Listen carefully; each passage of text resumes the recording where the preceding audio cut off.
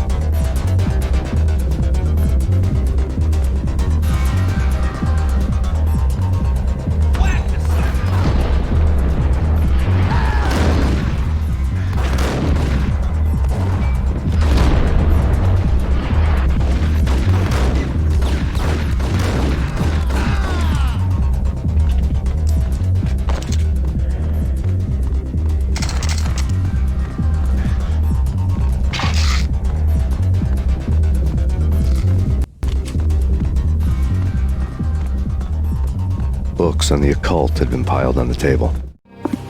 The room was stacked with light reading, such as Necronomicon, Witchcraft, and Paradise Lost.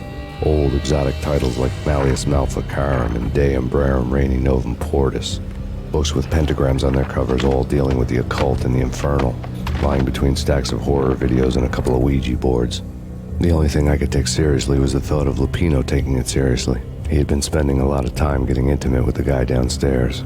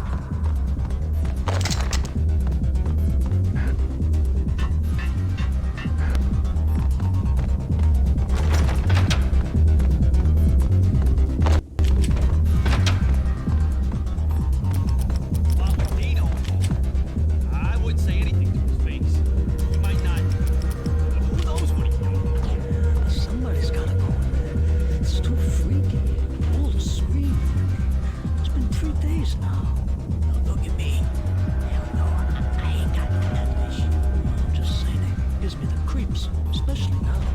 It's gone all quiet in there. There he is!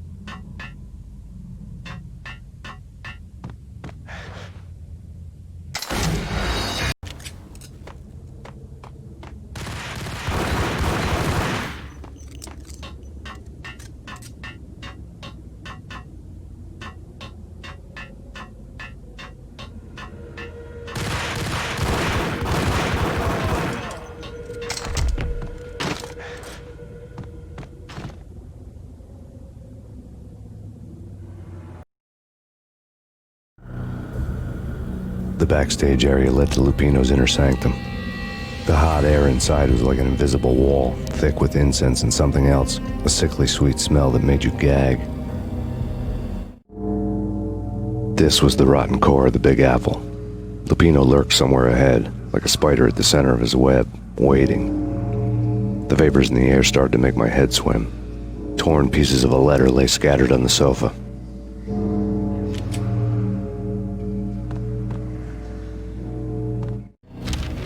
Punchinello had threatened Lupino in writing. The note had been torn to pieces, bloody fingerprints all over them. Don't want you to think that one of my boys is not playing with a full deck. Shape up, Jack. We are running a business here. I'd hate to send the trio to strong-arm you. The trio were the Don's notorious henchmen. It was obvious that Lupino hadn't been intimidated by the threat. Lupino's notes covered the table. Jack Lupino was crazy, all right. The table was scattered with notes of demented arcane nonsense written in rusty blood, a mishmash list of demons, devils, and dark gods evoked. Beelzebub, Asmodeus, Baphomet, Lucifer, Loki, Cthulhu, Lilith, Hela, blood given to you all. He was after that old Faustian deal, your soul for power and fortune. Just sign on the dotted line with your blood. Lupino's notebook lay on the pedestal. Jack Lupino was crazy, all right.